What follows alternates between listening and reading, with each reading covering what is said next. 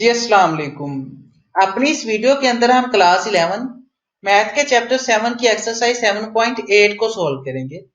हम इसके सभी क्वेश्चंस, इसमें यूज होने वाले बेसिक कॉन्सेप्ट और इंपॉर्टेंट फार्मूलाज को बहुत ही डिटेल के साथ एक्सप्लेन करेंगे। इस एक्सरसाइज को सॉल्व करने से पहले एक छोटी सी हदीस मुबारक बयान करूंगा, उसके बाद इस एक्सरसाइज की तरफ आगे बढ़ते हैं। बुक सही मुस्लिम की हदीस नंबर 1001 है, जिसमें हजरत करैब रजी अल्लाह तआला अन्हु से रवायत है कि इब्ने अब्बास रजी अल्लाह तआला अन्हुमा ने अब्दुल्ला बिन हारिस को सर के पीछे जूड़ा बांधे नमाज पढ़ते देखा, तो वे इनको खोलने खड़े हो गए।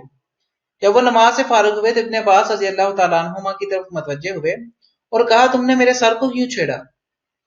तो इब्ने अब्बास रजी अल्लाह तआला अन्हुमा ने फरमाया, इसलिए क्योंकि मैंने रसूलुल्लाह सल्लल्लाहु अलैहि वसल्लम को फरमाते हुए सुना है, इस तरह जूड़ा बांध कर नमाज पढ़ने की मिसाल ऐसे है जैसे कोई मशकें बांधे नमाज अदा कर रहा हो।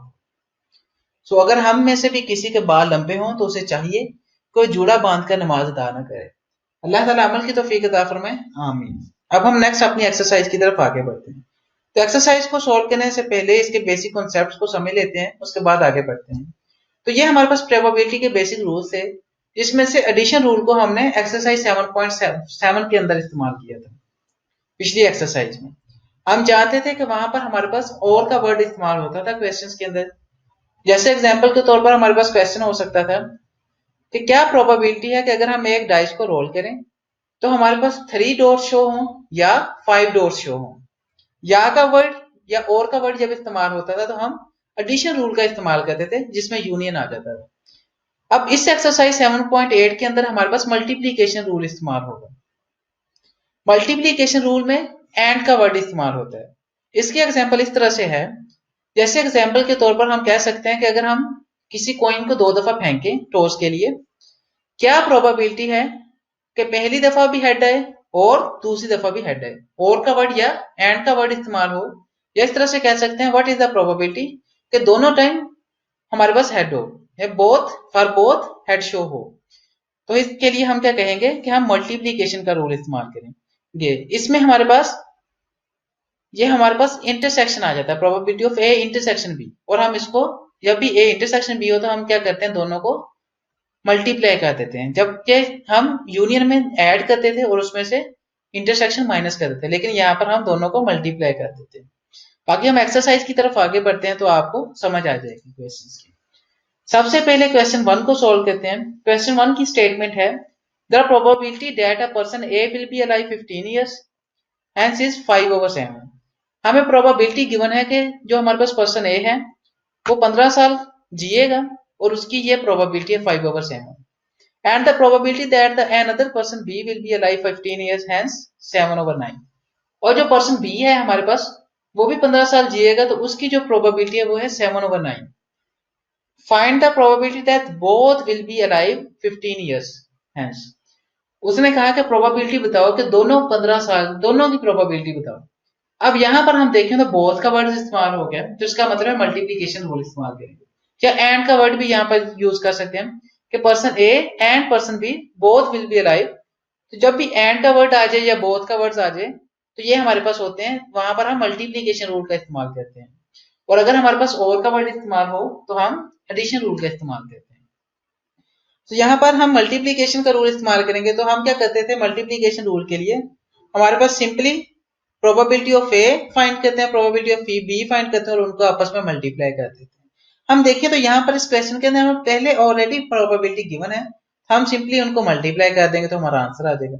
ये हमारे पास लेट्स सपोज ए इवेंट है, ये है यहाँ पर किसके इक्वल है कि हमारे पास जो पर्सन ए है वो क्या करेगा, 15 साल जिएगा, तो उसकी प्रोबेबिलिटी क्या थी 5/7। तो पी ऑफ ए हमारे पास 5/7 है और probability of B, person B की हमारे पास क्या है 7/9 है। तो probability of A intersection B हमारे पास क्या आ जाएगा, probability of A into probability of B. हम दोनों को आपस में मल्टीप्लाई कर देंगे, 7 से 7 कैंसिल हो गया, 5/9 हमारे पास क्या आ गया आंसर। कि ये दोनों हैं वो 15 साल जो जिएंगे उनकी प्रोबेबिलिटी होगी 5/9। अब इसी तरह से नेक्स्ट क्वेश्चन नंबर 2 की तरफ आगे बढ़ते हैं। हमारे पास है statement, a die is rolled twice. हमारे पास एक डाइस है जिसको हमने 2 दफा फेंका। Event A1, E1 is the appearance of even number of dots and the E2 is the appearance of more than 4 dots। हमारे पास और उसने कहा prove that probability of E1 intersection B is equal to probability of E1 into probability of E2। Question की statement को पहले समझ लेते हैं कि हमारे पास इवेंट ए है कि जो हमारे पास डोर शो होंगे वहां पर इवन नंबर्स होंगे, जैसे 2 2 4 4 6 6 इवन नंबर, जैसे ये देख सकते हैं हम E1 में 2 2 2 4 हो सकता है, 2 6 हो सकता है, 4 2 4 2, मतलब पहली दफा भी इवन नंबर आ रहा होगा, वो दूसरी दफा भी इवन नंबर आ रहा होगा। तो ये हमारे पास है E1 का जो इवेंट है। और इसी तरह से E2 हमारे पास इवेंट है कि मोर देन 4 डोर्स शो होंगे। मोर देन 4 डोर्स का मतलब क्या है, 5 6 में से डोर्स शो होंगे। तो इसके लिए आ सकते हैं 5 5 5 6 6 5 आ सकता है, या 6 6 आ सकता है। तो हमने क्या करना है, हमने प्रूव करना है कि probability of E1 intersection E2 equal होगी probability of E1 into probability of E2। Simple सा काम है। सबसे पहले अगर हम लेफ्ट हैंड साइड को सोल्व कर लेते हैं, फिर राइट हैंड साइड को सोल्व कर लेंगे, क्योंकि इसमें हमने फार्मूले का इस्तेमाल नहीं करना, बल्कि हमने खुद से प्रूव करना है। हम क्या कर लेते हैं, लेफ्ट हैंड साइड का भी आंसर निकाल लेते हैं और राइट हैंड साइड का भी आंसर निकाल लेते हैं।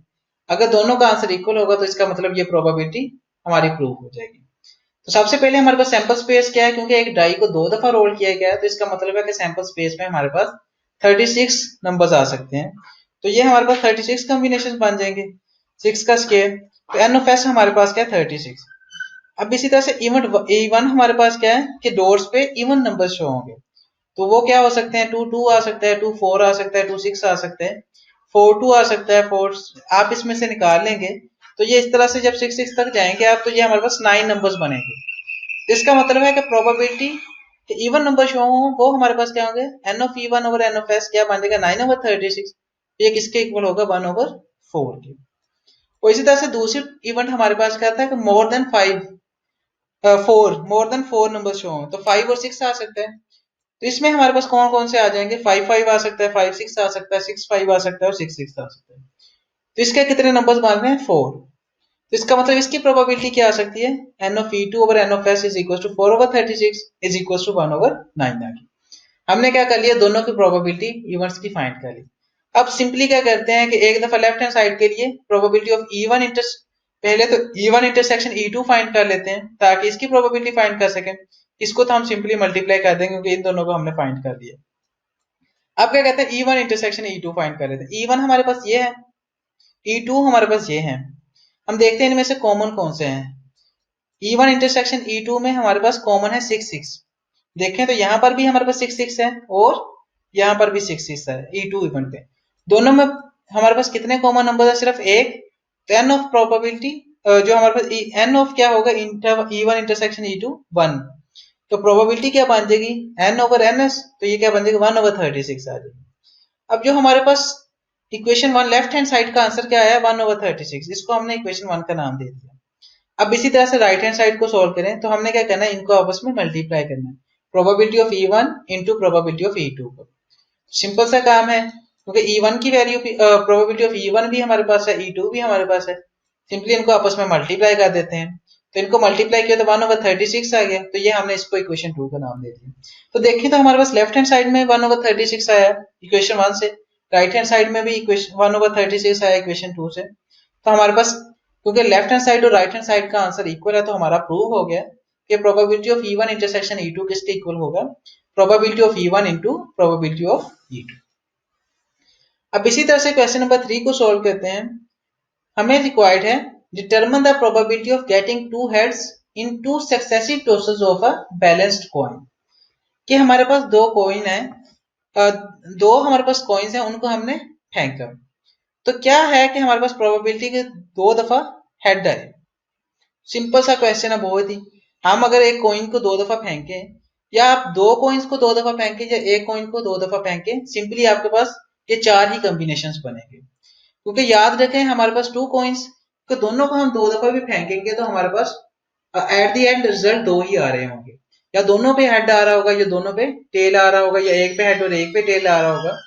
तो हमारे पास ये पॉसिबल 4 ही रिजल्ट आ सकते हैं, head head, head tail, tail head और टेल टेल। तो ऐसा हमारे पास क्या होगा, ये sample space n of S हमारे पास क्या आ जाएगा, 4। अब हमारे पास उसने क्या कहा है कि हम 2 हेड्स आए, इन क्या प्रोबेबिलिटी है। तो सिंपल सी क्या बात है, 2 हेड्स आने का एक ही हमारे पास रिजल्ट आ सकता है कि दोनों दफा हेड आए। तो एन ऑफ ए हमारे पास क्या आ जाएगा 1, तो प्रोबेबिलिटी इसकी क्या आ जाएगी N of A over N of S क्या आ जाएगा 1/4। लेकिन यहाँ पर तो फार्मूले का भी इस्तेमाल नहीं हुआ, तो सिंपली आपने प्रोबेबिलिटी फाइंड कर लिया n of A over N of S क्या बन गई 1/4। अब इसी तरह से क्वेश्चन 4 की तरफ आगे बढ़ते हैं। Two coins are tossed twice each, find the probability that the head appears on the first toss and the same faces appear on the two toss। सिंपल सी बात है कि उसने कहा कि दो कॉइन्स को हमने ऊपर फेंका, क्या प्रोबेबिलिटी है कि पहली दफा हेड अपीयर्स हो पहली टॉस पे, कि मतलब पहली टॉस पे हेड अपीयर हो और दूसरी जो हम टॉस करें उसमें हमारे पास सेम फेसेस आए, मतलब दोनों हेड आए या दोनों टेल आए। लेकिन फर्स्ट में उसने क्या कहा है, क्या प्रोबेबिलिटी है वन इवेंट में क्या है कि पहली दफा हेड आना चाहिए दूसरी दफा टेल आनी चाहिए। तो इसके क्या बन सकते हैं हमारे पास, सबसे पहले तो हमारे पास टोटल रिजल्ट्स जो आ सकते हैं वो क्या है 4, या हेड हेड आएगा या हेड टेल आएगा या टेल हेड आएगा या टेल टेल आएगा। अब इसमें एन ऑफ एस हमारे पास आ गया 4। अब हमारे पास सबसे पहले देखें तो find the probability that head appears on the first toss. तो इसके लिए हमारे पास क्या आ सकते हैं, पहली टॉस पे हेड आना चाहिए, यहाँ पर एक मिस्टेक हुई है टेल हेड लिखा गया है, लेकिन यहाँ पर एच टी आना था, हेड टेल आना था। क्या पहली दफा हेड आना चाहिए तो हेड टेल आना था, या जैसे ये एच टी लिख दिया गया है यहाँ पर एच एच आना था, हेड हेड।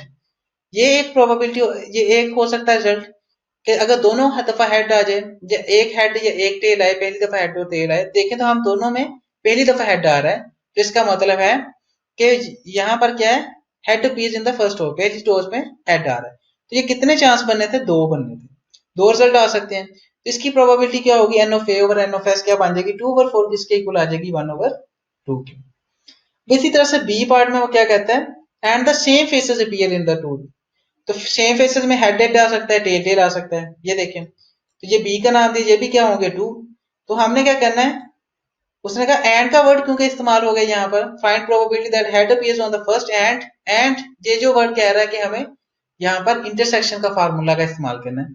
तो वही probability of A intersection B हमारे पास क्या बन गया, probability of A into probability of B. Simply हमने क्या कर दिया, उनको आपस में मल्टीप्लाई किया तो 1/4 हमारे पास आंसर आ गया। अब इसी तरह से क्वेश्चन नंबर 5 की तरफ आगे बढ़े। तो 2 cards are drawn from a deck of 52 playing cards, क्या हमने दो कार्ड्स निकाले हैं। If one card is drawn and replace before drawing the second card, find the probability that the both cards are aces. अब देखें तो हमारे पास हमने दो कार्ड्स निकाले हैं, एक इस तरह से करेगा कि पहला कार्ड निकाला हमने और फिर देख लिया कौन सा नंबर है, फिर उसको रखा फिर दोबारा निकाला। अगर तो हम इस तरह से करते हैं कि लेट्स सपोज पहला कार्ड निकालते और उसके बाद दूसरा कार्ड निकालते, तो हम 52 में से नहीं निकालते बल्कि पहला निकाल चुके हैं उसके बाद निकालें तो हम 51 में से निकालते, जो पिछले कार्ड से हमारे पास बचते 51 बचने थे। लेकिन यहाँ पर हमने क्या किया कि वो पहला जो कार्ड निकाला था उसको देखकर वहां पर रख दिया है, फिर से दूसरा कार्ड दोबारा से निकालना है। तो इसका मतलब है कि दोबारा दो दफा हम 52 में से ही निकाल रहे हैं। ये इंटी टेस्ट के हवाले से एक इंपॉर्टेंट कॉन्सेप्ट है, अक्सर इसमें से क्वेश्चन बनते हैं कि किस तरह से अगर हमने एक कार्ड निकाला है या पिछले कार्ड्स कितने बचेंगे। कई दफा कह दिया जाता है कि हमने दो कार्ड्स निकाले और हमें बताया नहीं जाता कि हमने दूसरे को रखा है या नहीं रखा। तो उस तरह के क्वेश्चंस में बहुत से क्वेश्चंस बनते हैं, वो आप इंटी टेस्ट के हवाले से देखेंगे। आज की इस क्वेश्चन के हवाले से मैं आपको बता देता हूँ। तो हमें क्या कहा गया कि हमने एक कार्ड निकाला उसको देख लिया उसको रख दिया, फिर दूसरा कार्ड निकाला फिर उसको रखा। तो उसने कहा क्या चांस है कि दोनों दफा हम हमारे पास जो कार्ड शो हो वहां पर एस आ रहा हो। एस का मतलब क्या है, यक्का आ रहा हो। हम जानते हैं कि कितने एस के कार्ड होते हैं, 4 होते हैं। तो पहली दफा के लिए भी हमारे पास 4 हो सकते हैं रिजल्ट ए के लिए। N of A over N of S हमारे पास क्या आ जाएगा 4/52। अगर 52 टोटल कार्ड्स होते हैं तो एन ऑफ एस हमारे पास क्या है 52, तो 4/52 हमारे पास बन गया 1/13। और इसी तरह से दूसरी दफा बी हमारे पास क्या कार्ड दोबारा फिर निकालेंगे, उसके लिए भी हमने यही देखना है कि ए सी आए, तो उसके लिए भी 4 ही चांसेस हो सकते हैं क्योंकि 4 हमारे पास होते हैं कार्ड्स वो। तो उसके लिए भी 4/52 ही बन जाएगा, वो क्या बन जाएगा 1/13। अब नेक्स्ट क्या प्रोबेबिलिटी है कि दोनों कार्ड्स जो एस के हों तो वो हमारे पास क्या है probability of A intersection B, क्योंकि यहाँ पर बोथ का वर्ड इस्तेमाल हो गया। तो इसका मतलब है बोथ का वर्ड आ जाए, या हम इसको इस तरह से कहते हैं कि पहली दफा भी एस शो हो एंड दूसरी दफा भी एस शो हो। तो हम जानते हैं कि बोथ का वर्ड आ जाएगा एंड का वर्ड आ जाए तो हम इंटरसेक्शन का फार्मूला इस्तेमाल करते हैं। ये क्या होगा multiplication, probability of A into probability of B. किसके इक्वल होगा 1/13 इंटू 1/13, किसके इक्वल आएगा 1/169।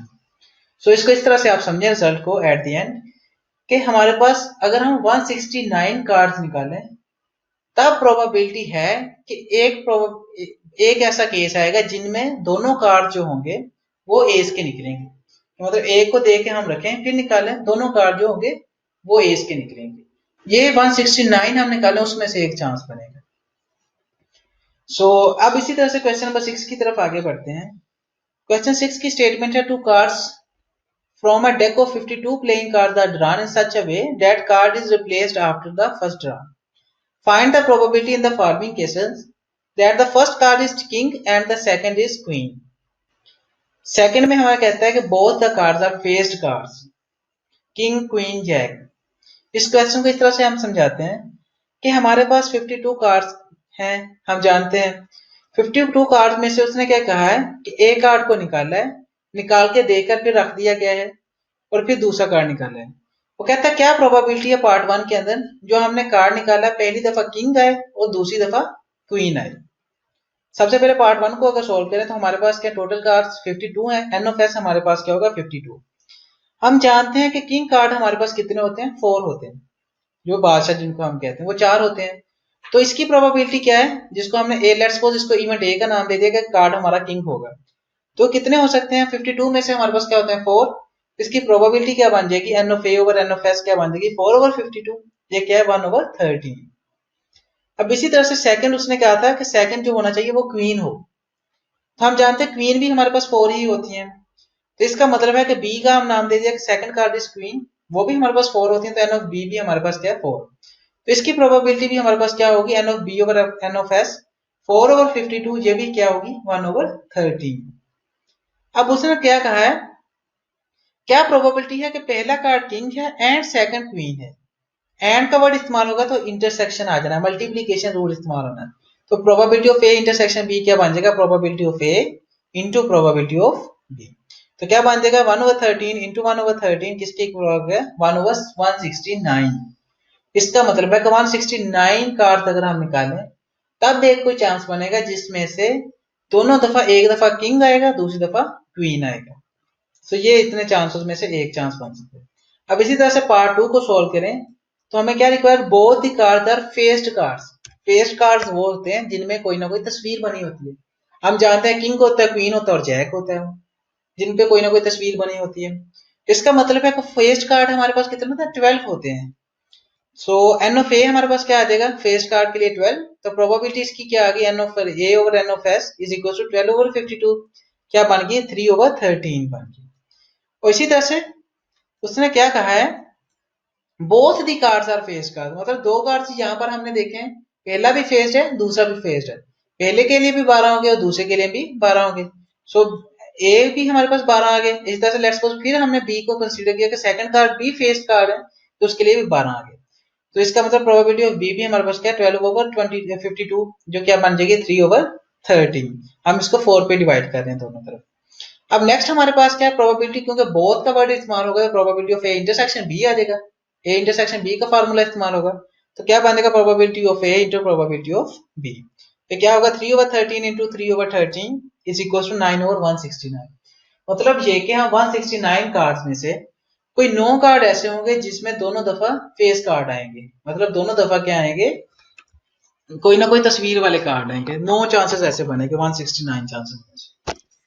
अब इसी तरह से नेक्स्ट हम क्वेश्चन नंबर 7 की तरफ आगे बढ़े तो हमें इस क्वेश्चन की स्टेटमेंट है 2 dice are thrown twice. What is the probability that the sum of dots shows in the first throw is 7 and that of the second throw is 11? मतलब ये कि हमने दो डाइस हैं उनको दो दफा फेंका है, क्या प्रोबेबिलिटी है कि जो हमारे डॉट्स हैं उनका सम 7 आए, पहली दफा 7 आए और दूसरी दफा 11 आए, इसकी प्रोबेबिलिटी हमने फाइंड करनी है। हम देख सकते हैं यहाँ पर क्योंकि एंड का वर्ड इस्तेमाल हो गया तो सिंपल सी बात है हमने प्रोबेबिलिटी मल्टीप्लीकेशन रूल को इस्तेमाल करना है, probability of A intersection B use होना है। तो हमने क्योंकि दो डाइस को फेंका है तो इसका मतलब है कि सैंपल स्पेस में हमारे पास 36 आउटकम्स आएंगे। एन ऑफ एस हमारे पास क्या होंगे 36, ये 36 रिजल्ट्स आ सकते हैं। सो सबसे पहले देख लेते हैं क्या प्रोबेबिलिटी है कि जो हमारे पास पहली दफा 7 आना चाहिए कि 7 आए। तो 7 आने के लिए हमारे पास क्या रिजल्ट आ सकते हैं, 1 6 आ सकता है, 2 5 आ सकता है, 3 4 आ सकता है, 4 3 आ सकता है, 5 2 आ सकता है और 6 1 आ सकता है। अब इसमें से निकाल लीजिएगा। तो ए हमारे पास क्या आ जाएगा, ये हमारे पास 6 ऐसे रिजल्ट आ सकते हैं ए में से 36 में से, जब 7 रिजल्ट आ सकते हैं हमारे पास सम। तो एन ऑफ ए हमारे पास क्या होगा 6, तो प्रोबेबिलिटी की क्या बन जाएगी, N of A over N of S, 6 over 36 किसके इक्वल आ गया, 1 ओवर 6 के। अब इसी तरह से वो कहता है कि जो हमारे पास सेकंड है इसमें 11 सम आए, तो 11 सम आने के लिए कितने रिजल्ट्स आ सकते हैं, या 5, एक दफा 5 आए, दूसरी दफा 6 आए, या पहली दफा 6 आए, दूसरी दफा 5 आए, तभी 11 सम आ सकते हैं। तो इसका मतलब है कि इसके लिए हमारे पास कितने नंबर्स बन सकते हैं, 2। तो इसकी प्रोबेबिलिटी क्या होगी, n of B over N of S क्या होगी, 2 ओवर 36 किसके इक्वल होगा, 1 ओवर 18 के। अब क्योंकि हमने एंड का वर्ड इस्तेमाल हुआ था, इसका मतलब हमने इंटरसेक्शन का फार्मूला इस्तेमाल करना है। तो probability of A intersection B क्या बन जाएगा, probability of A into probability of B. तो 1 ओवर 6 इंटू 1 ओवर 18 किसके इक्वल होगा, 1 ओवर 08।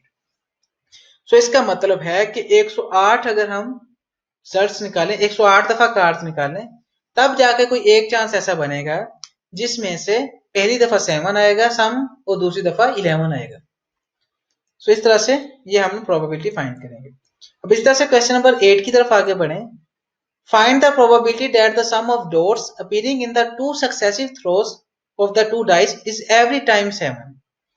कहता है क्या प्रोबेबिलिटी है कि अगर हम डॉट्स को, अगर हम फेंके दो सक्सेसिव, दो दफा डाइस को फेंके, क्या प्रोबेबिलिटी है कि हमारे पास दोनों दफा 7 आए रिजल्ट, कि दोनों दफा सम आए उनका 7। बहुत ही आसान सा क्वेश्चन है, क्योंकि हम दो दफा डाइस को फेंक रहे हैं, तो इसका मतलब 36 रिजल्ट्स बन सकते हैं हमारे पास 6 का स्केल। तो एन ऑफ एस तो हमारे पास होगा 36। सबसे पहले हम देख लेते हैं कि 7 हमारे पास सम किन रिजल्ट्स में आ सकता है। एक तो तब आ सकता है अगर 3 आ जाए, 4 आ जाए हमारे पास, 3 प्लस 4 7 बनेगा, 2 5 आ जाए हमारे पास, या 4 3 आ जाए, या 5 2 आ जाए हमारे पास, या इस तरह से 1 6 आ जाए, या 6 1 आ जाए। तो ये हमारे पास 6 ऐसे रिजल्ट्स आ सकते हैं जब हमारे पास सम क्या आता है, इन 36 में से 7 आता है। तो लेट्स सपोज हमारे पास ए ऐसा इवेंट है जब सम क्या होता है 7, तो ये 6 रिजल्ट्स आ जाएंगे। तो एन ऑफ ए हमारे पास क्या होगा 6, तो प्रोबेबिलिटी इसकी क्या होगी 6 ओवर 36 क्या होगी 1 ओवर 6। उसने कहा कि पहली दफा भी 7 आए एंड दूसरी दफा भी 7 आए, बोथ टाइम उसने कहा 7 आए। तो इसका मतलब है कि दूसरी दफा भी चेक कर लेते हैं, तो दूसरी दफा भी सेम, हम वही कहेंगे कि इवेंट बी में भी हमारे पास सम क्या होना चाहिए 7, तो वही लिख देंगे सेम। तो यहाँ पर भी प्रोबेबिलिटी क्या होगी 6 ओवर 36 किसके इक्वल होगी 1 ओवर 6 की। अब इस क्योंकि हमें एंड का वर्ड या बोथ का वर्ड इस्तेमाल हुआ है, तो हम क्या कर देते हैं, बल्कि उसने कहा था इट्स एवरी टाइम, एवरी का वर्ड इस्तेमाल हुआ था जहां पर, तो एवरी का मतलब भी वही है कि दोनों दफा, बोथ टाइम। इसका मतलब है कि इन ए इंटरसेक्शन बी आ जाएगा। Probability of A intersection B क्या होगी, probability of A into probability of B. तो इनको अगर मल्टीप्लाई करते हैं तो 1 ओवर 6 इंटू 1 ओवर 6 किसके इक्वल आ जाएगा 1 ओवर 36। इसका मतलब 36 में से 1 कोई ऐसा चांस होगा कि 36 दफा आप फेंके, कोई एक दफा ऐसा चांस आएगा जिसमें हमारे पास दोनों दफा 7 आएगा सम। अब इसी तरह से नेक्स्ट हम क्वेश्चन नंबर 9 की तरफ आगे बढ़ते हैं। क्वेश्चन की स्टेटमेंट है a fair die is thrown twice, find the probability that a prime number of dots appear in the first throw and the number of dots in the second throw is less than 5। Question की statement को समझें। तो हमने dice को दो दफा फेंका है, डाई को दो दफा फेंका है, क्या प्रोबेबिलिटी है कि हमारे पास पहली दफा क्या है, पहली दफा फेंके तो हमारे पास प्राइम नंबर आए, और दूसरी दफा फेंके तो हमारे पास क्या है, नंबर्स लेस देन 5 आए। हमने एक डाई को दो दफा फेंका है, इस चीज को समझे, हमारे पास एक डाई है उसको हमने दो दफा फेंका है। हम क्या करते हैं, वी हैव, क्योंकि हमारे पास क्या पॉसिबल आउटकम्स हो सकते हैं 1 2 3 4 5 6 हो सकते हैं जब एक डाई को फेंकेंगे हम। क्या प्रोबेबिलिटी है कि प्राइम नंबर आए, तो हम जानते हैं कि प्राइम नंबर्स हमारे पास इनमें से कौन से हैं, तो 2 3 और 5 तीन ही हमारे पास इसमें से प्राइम नंबर्स हैं। तो इसका मतलब है कि इसके हमारे पास एन ऑफ ए क्या आ जाएगा 3, टोटल हमारे पास क्या 6, तो इसकी प्रोबेबिलिटी क्या बनेगी कि प्राइम नंबर्स आए, N of A over N of S क्या बन जाएगा 3 ओवर 6 किसके इक्वल हो गया 1 ओवर 2 के। अब इसी तरह से सेकंड में उसने कहा कि जो हमारे पास number of dots in the second row is less than 5, less than 5 इसमें से कौन सा नंबर है 1 2 3 4, तो इसका मतलब 4 है ऐसे नंबर्स, एन ऑफ बी हमारे पास क्या 4, तो इसकी प्रोबेबिलिटी क्या बन जाएगी N of B over N of S क्या बन जाएगी 4 ओवर 6, और क्या बन गई 2 ओवर 3। अब क्योंकि हमारे पास क्या है एंड का वर्ड इस्तेमाल हो गया, तो हमने क्या करना है यहाँ पर मल्टीप्लीकेशन रूल का इस्तेमाल करना है। कि probability of A intersection B इस्तेमाल होगा, तो हम क्या करते हैं कि दोनों को आपस में मल्टीप्लाई करते हैं। तो क्या बन गया 1/2 इंटू 2/3 किसके इक्वल आ गया 1/3 के। तो इसका मतलब है कि तीन में से कोई एक ऐसा चांस आएगा जिसमें हमारे पास इवन नंबर शो होगा एंड प्राइम नंबर शो होगा, और दूसरा क्या 4 से लेस नंबर शो होगा। अब इसी तरह से क्वेश्चन नंबर 10 की तरफ आगे बढ़ते हैं। क्वेश्चन नंबर 10 में हमारे पास है क्वेश्चन की statement, a bag containing 8 red, 5 white and 7 black balls. 3 balls are drawn from the bag. 3 balls हमने निकाली हैं. What is the probability that the first ball is red, the second ball is white and the third ball is black? When every time the ball drawn is replaced. ये बात को आप समझें कि हमारे पास टोटल बॉल्स हैं 7 + 5 + 8 20, ठीक है। हमारे पास 20 बॉल्स हैं, उनमें से 3 हमारे पास 8 रेड हैं, 5 व्हाइट और 7 ब्लैक हैं। हमने क्या करना है कि हमने बारी बारी 3 बॉल्स निकालनी है।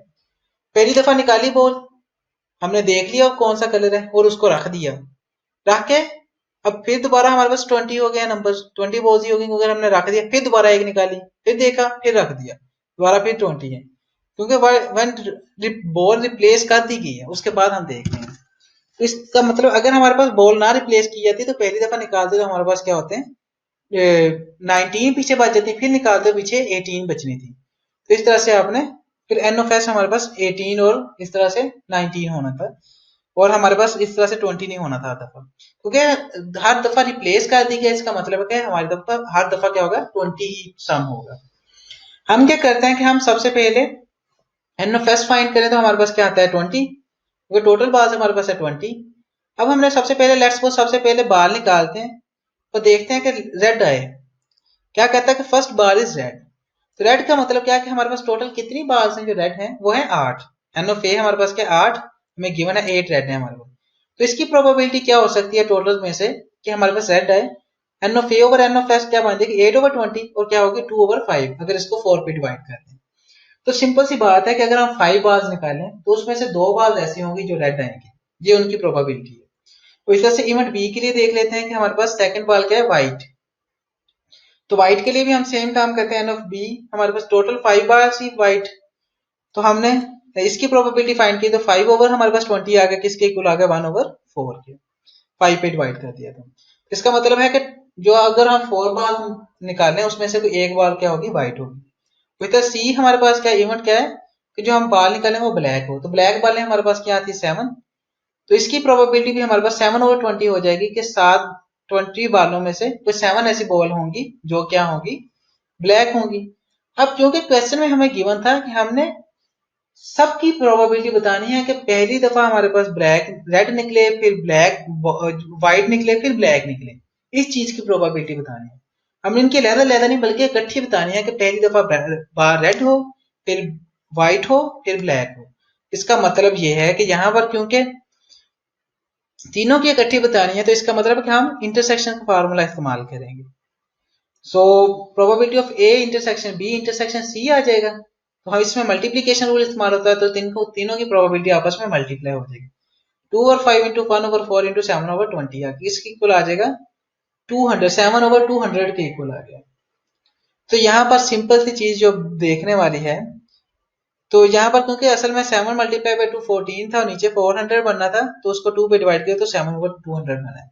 अब यहाँ पर सिंपल सी चीज जो समझने वाली है वो ये है, ये रिजल्ट हमें बताता है कि अगर हम 200 बॉल्स निकालें तो उसमें से 7 बॉल्स 7 दफा ऐसा रिजल्ट आएगा जिसमें पहली दफा रेड आएगी, फिर व्हाइट आएगी, फिर ब्लैक आएगी। तो इस तरह से हम इसकी प्रोबेबिलिटी फाइंड की। तो इस तरह से हमारी एक्सरसाइज एंड होगी। आई होप ये वीडियो आपके लिए काफी ज्यादा बेनिफिशियल होगी।